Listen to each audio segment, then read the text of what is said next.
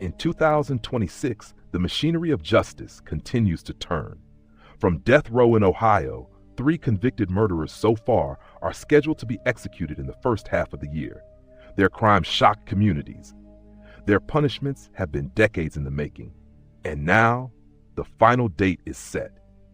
Before we get into the chilling details of each case, don't forget to subscribe to the channel for more true crime deep dives. Tap the notification bell so you don't miss any updates on death row cases and justice in America.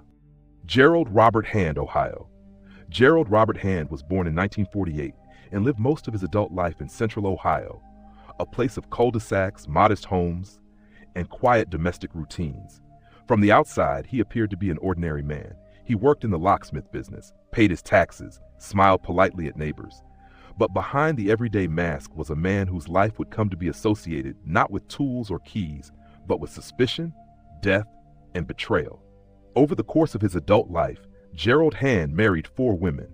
3 of them died, each under increasingly questionable circumstances.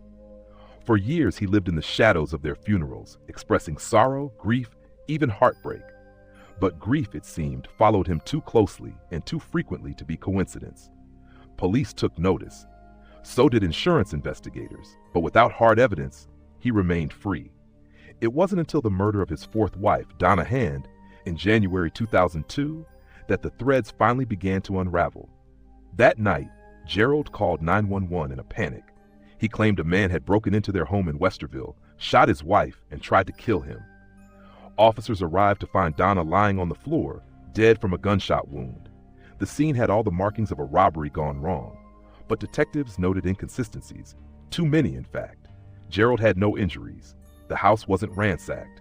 The break-in looked staged. Then came the break in the case. Police arrested an ex-convict named Earl McCoy, an old acquaintance of Hand's. Under questioning, McCoy admitted that Gerald had hired him to kill Donna, promised him money, gave him access. The supposed break-in had been a hit, orchestrated by Hand himself. And with that confession, everything changed. Investigators reopened the old files. In 1992, Hand's 2nd wife, Lori, had been shot to death at his business during what was reported as a robbery. The killer had fled. The case was never solved. 10 years earlier, his 1st wife had died as well, under different but equally questionable circumstances. What had once looked like bad luck now appeared to be part of a disturbing pattern. In court, prosecutors painted the picture of a man who used marriage not for love, but as a vehicle for profit and control. They called him a black widower, a modern male version of the archetypal spouse killer. With every partner who died, there was an insurance policy, a motive, a benefit. And through it all, Hand maintained a calm, quiet demeanor. He was convicted of aggravated murder and sentenced to death. Appeals followed, as they often do, slow, technical, grinding through the courts for more than 2 decades. But the facts never faded. The pattern never blurred. And now, the date is final. On June 17, 2026, Gerald Robert Hand is scheduled to be executed by lethal injection. He will enter the sterile chamber at the Ohio State Penitentiary not as a grieving husband, not as a businessman, but as a man judged by the state to have orchestrated multiple deaths in cold blood. For some, the sentence brings a form of closure. For others, it raises haunting questions about how long he operated in plain sight. How many women died before anyone truly listened to the whispers? On that day in June, Gerald Hand will face a quiet death, but the legacy of his crimes, woven through marriages, funerals, and courtroom testimony, will echo far longer than the final beat of his heart. Cleveland Ramon Jackson, Ohio. Cleveland Ramon Jackson was born in 1979 in the quiet working-class city of Lima, Ohio, a place of modest homes, church barbecues, and aging factory lines. Like many children in neighborhoods on the edge of struggle, Jackson's early life was shaped by poverty, fractured family ties, and the invisible pull of the streets. In the beginning, he was like any other boy, rough around the edges, but not yet hardened. But as the years passed, a different path began to take root. By his teenage years, Jackson had drifted into the gravitational pull of gang life. The streets offered what school and home could not: belonging, reputation, fast money. He built a name for himself in a local gang, one known to law enforcement for its entanglement in drugs, turf wars, and retaliatory violence. And like so many young men before him, Jackson mistook fear for respect. He believed he was untouchable. But it was one night in 2002 that would forever define his name, not as a soldier, but as a killer. Jackson, 23 years old, armed and cold-eyed, entered a small apartment on North Elizabeth Street with his associate, Antonio Sanchez Franklin. Inside were 6 people, including 2 young girls. The purpose of the home invasion was simple: to collect a drug debt. What unfolded, however, was something far more disturbing. They demanded money. They shouted threats, and when no one moved fast enough, Jackson began firing. 17-year-old Lanisha Williams was struck first. She died on the floor in front of her family. But the violence didn't stop there. Jackson turned toward 3-year-old Jayla Grant, just a toddler caught in the crossfire of adult vendettas, and shot her in the chest. She collapsed instantly.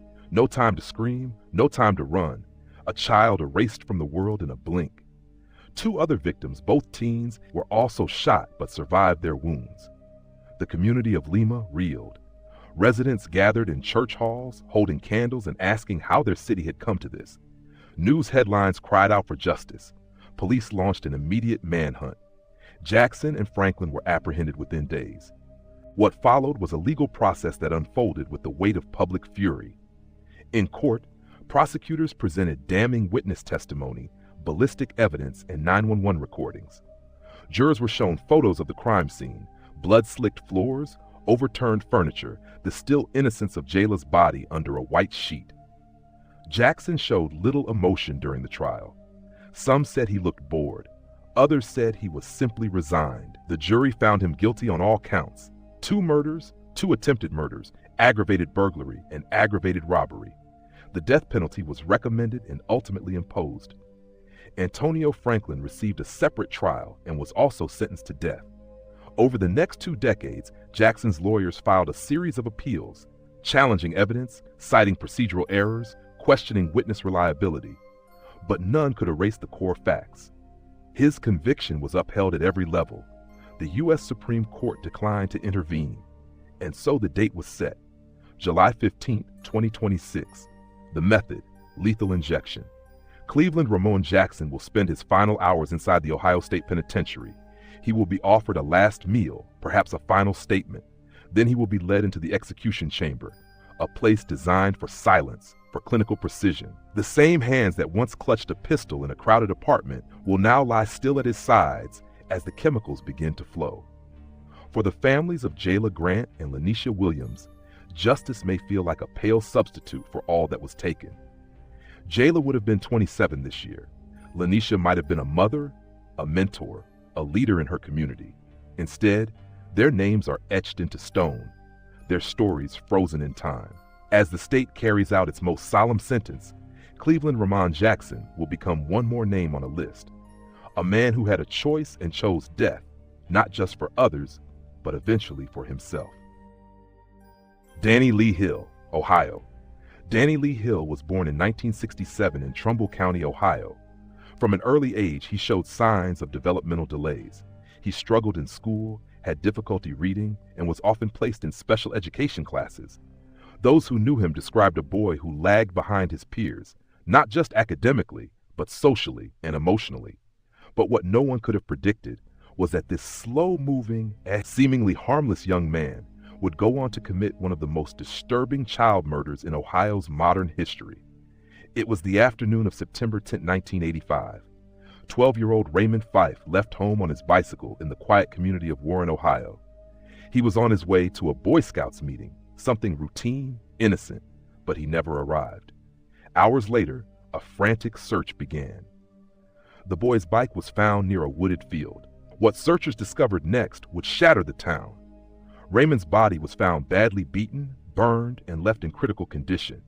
He had suffered extreme injuries and died in the hospital 2 days later.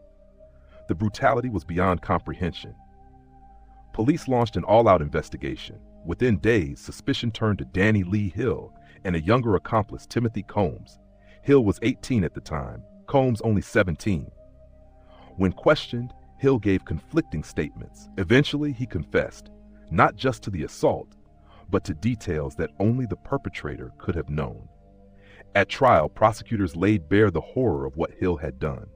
They showed how the attack had lasted for hours, how the boy had been restrained, struck with objects, and left to suffer, how Hill had returned to the crime scene in an effort to remove evidence. The jury was given no doubt. Hill was convicted of aggravated murder and other serious charges. He was sentenced to death. But that was only the beginning of a decades-long legal battle, one that would focus not on the crime, but on Danny Lee Hill's mental capacity. Danny Lee Hill, Ohio Hill's defense attorneys, argued that he was intellectually disabled. They presented IQ scores in the low 60s and 70s. They pointed to his academic records, his limited vocabulary, and his inability to grasp complex concepts. Under the U.S. Supreme Court's 2002 ruling in Atkins v. Virginia, executing intellectually disabled individuals is unconstitutional. And so began a legal tug-of-war that would last for more than 35 years. Psychological experts clashed in courtrooms. Some claimed Hill was manipulative, that he exaggerated symptoms and understood the consequences of his actions. Others insisted he was incapable of understanding the full weight of what he had done. His appeals cycled through Ohio courts, federal courts, and back again. There were stays of execution, temporary victories, devastating reversals. All the while, the Fife family waited, year after year, hearing after hearing. They sat in courtrooms and faced the man responsible for their son's death. They spoke publicly, reminding the world that Raymond was more than a victim. He was a boy with dreams, a smile, and a life that had only just begun. In 2020, the U.S. Sixth Circuit Court of Appeals ruled that Danny Hill was not intellectually disabled under the law. The final barriers fell. The date was set. On July 22, 2026, Danny Lee Hill is scheduled to be executed by lethal injection at the Southern Ohio Correctional Facility. Some view the execution as long overdue justice. Others continue to argue that Hill's mental capacity should have spared him from death. But few dispute the horror of what he did. As the clock runs down, Hill remains in his cell, a man who has spent nearly 4 decades on death row. Outside the prison walls, the memory of Raymond Fife still lingers.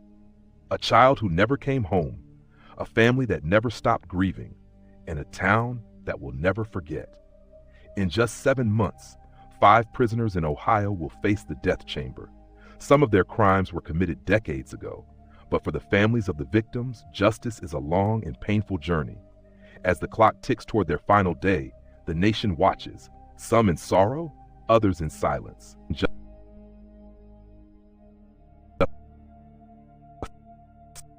System. Like the video if you believe these stories need to be told, and comment below. Should the death penalty still be used in 2026? Thanks for watching. We'll be back soon with more cases, more analysis, and more stories that remind us how high the stakes really are inside America's most secure prisons.